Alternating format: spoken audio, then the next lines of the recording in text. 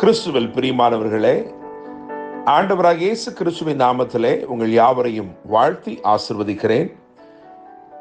இந்த நாளுக்கென்று தேவன் நமக்கு அருளி இருக்கும் ஜீவ வார்த்தை உபாகமத்தின் புஸ்தகம் 31 அதிகாரம் 8 வசனத்தில் இருக்கிறது.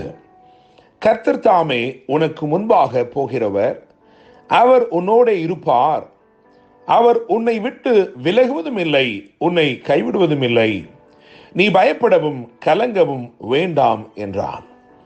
என்னை கேட்கிற தேவனுடைய பிள்ளைகளே, 120 வயது நிரம்பின மோசே யோசுவாவினிடத்திலே கர்த்தருடைய வார்த்தையை இவ்விதமாய் கூறுகிறான்.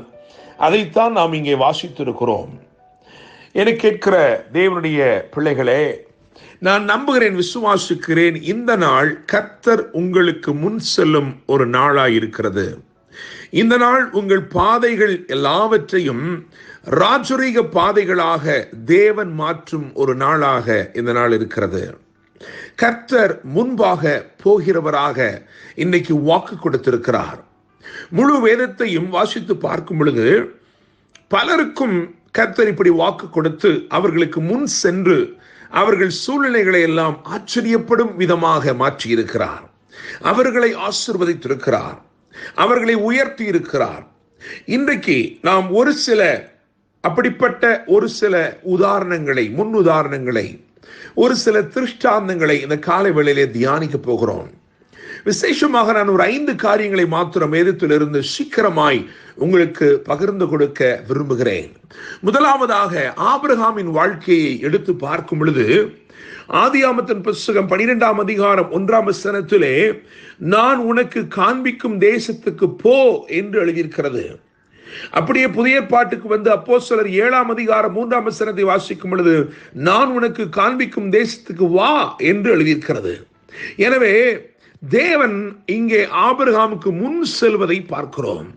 அவர் அவனை எந்த பாதையில் போகச் சொன்னாரோ அதிலேயே அவர் முன் சென்று அவர் அவனை வரச் சொல்லுகிறதை வேதத்திலே வாசிக்கிறோம். இங்கே சொல்லப்பட்டிருக்கிற ஆபிரகாமுக்கு முன் செல்லுகிற தேவன் எதற்காக முன் சென்றார் என்றால் ஆபிரகாமை ஆசீர்வதிக்கும்படிக்கு, இன்றைக்கும் உங்களை ஆசீர்வதிக்கும்படிக்கு, உங்கள் விசுவாசத்தை வர்த்திக்கும்படிக்கு ஆண்டவர் உங்களுக்காக முன் செல்கிறவராய் இருக்கிறார். இரண்டாவதாக யோசுவாவின் புஸ்தகத்திலே யோசுவாவை குறித்து நாம் வாசிக்கிற இந்த வசனம், அதாவது உபாகமம் 31:8, அதிலேயே எழுதியிருக்கிறது, கர்த்தர் தாமே உனக்கு முன்பாக போகிறவர். என கேட்கிற தேவனுடைய பிள்ளைகளே, யோசுவாவுக்கு முன்பதாக ஆண்டவர் சென்றதை வேதம் இங்கே எழுதி வைத்திருக்கிறது. எதற்காக அவர் யோசுவாவுக்கு முன் சென்றார் என்று சொன்னால், 31 ராஜாக்களை அவன் சங்கரித்து ஜெயத்தை பெறும்படிக்கு அவனுக்கு அவர் முன் சென்றார். என கேட்கிற தேவனுடைய பிள்ளைகளே, முதலாவது உங்களை ஆசீர்வதிக்கும்படிக்கு முன் செல்லுகிற இவர் உங்களுக்கு ஜெயத்தை அருளும்படிக்கும் இந்த நாளிலே உங்களுக்கு முன் செல்கிறார். மூன்றாவதாக ஏசாயா 45 அதிகாரம் 2 வசனத்தை கவனிக்கும் பொழுது அங்கே கோரேசுக்கு ஒரு வார்த்தை சொல்லுகிறார், நான் உனக்கு முன்னே போய் கோணலானவைகளை செவ்வையாக்குகிறேன் என்று சொல்லுகிறார்.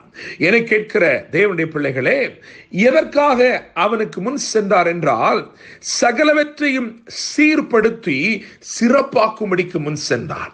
அவன் ஒரு ராஜாவாக இருக்கிற போதிலும் அவனுக்கு முன் செல்லுகிற மந்திரிகள் இருந்தாலும், போர் சேவகர் இருந்தாலும், பெரும் மனிதர்கள், தலைவர்கள் இருந்தாலும் அவர்கள் ஒருவராலும் சுவையாக்க கூடாத, அவர்கள் ஒருவராலும் சீர்படுத்த முடியாத, சிறப்பாக்க முடியாத சில காரியங்கள் இருந்தது.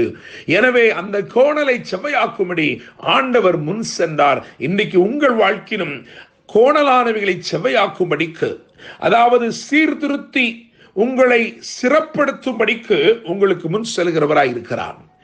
நான்காவதாக மீகா 2 அதிகாரம் 13 வசனத்திலே இஸ்ரவேலருக்கு வாக்கு கொடுக்கும் பொழுது தடைகளை நீக்கும்படி முன் செல்கிறார் என்று எழுதியிருக்கிறது.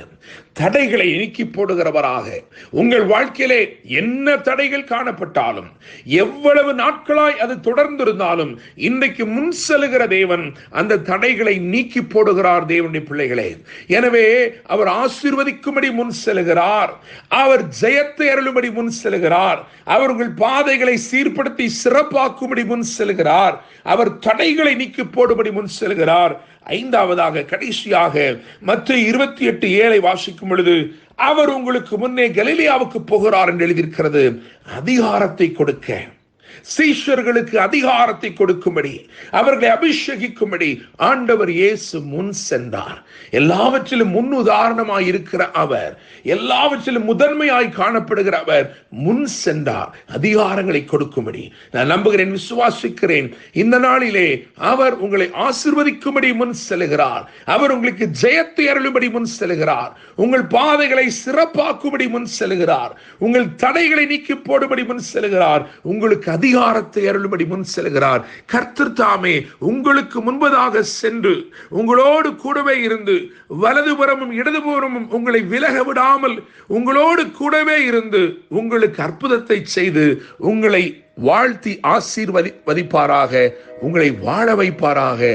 என்று அன்புடன் pastor Daniel Moses. God bless you.